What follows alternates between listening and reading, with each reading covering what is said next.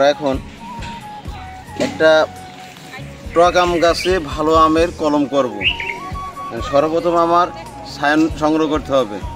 সায়ানটা কি? সায়ান হলো আমার কাঙ্ক্ষিত গাছের ডাল, যেটা ভালো জাতের, যেমন আম্রপালি, ল্যাংড়া, হিমসাগর, ফজলি, বিভিন্ন ধরনের আমার যেটা পছন্দ হয় সেই জাতের একটা সায়ান নিয়ে এসে কলম করব।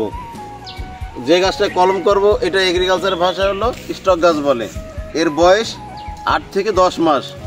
এখন আমরা সর্বপ্রথম ডাল সংগ্রহ করছি, এটাকে এখন কলম করব। এই গাছটার মাথা এটা কেটে নিলাম, আর এটা 1 থেকে 1.5 ইঞ্চি কাটবো।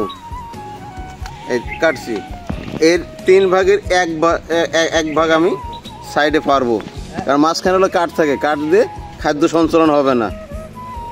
এটা দিলাম। এখন হলো এই পলিথিন দিয়ে এটা মাথা পর্যন্ত পেঁচাবো। এটা গজের পলিথিন, এই গজের পলিথিন আমরা কেটে নিয়েছি, ফিতে বানাইছি। এটা মাথা পর্যন্ত পেঁচাবো। এখন মাথা পর্যন্ত পেঁচাবো এই কারণে যাতে রৌদ্র না শুকায়, বৃষ্টিতে না নষ্ট হয়। এটা পেঁচানো হয়েছে। আর এটা যদি আমি কভার দেই, কভার দিলে শুধু গোড়াটা পেঁচাবো। কভার দেবো কখন? বর্ষার সিজনে। এখন তো বর্ষা নাই, এখন মাথা পর্যন্ত পেঁচাইছি। এটা মাথা 15 থেকে 3 সপ্তাহের ভিতরে এটা গাছে রূপান্তরিত হয়ে যাবে।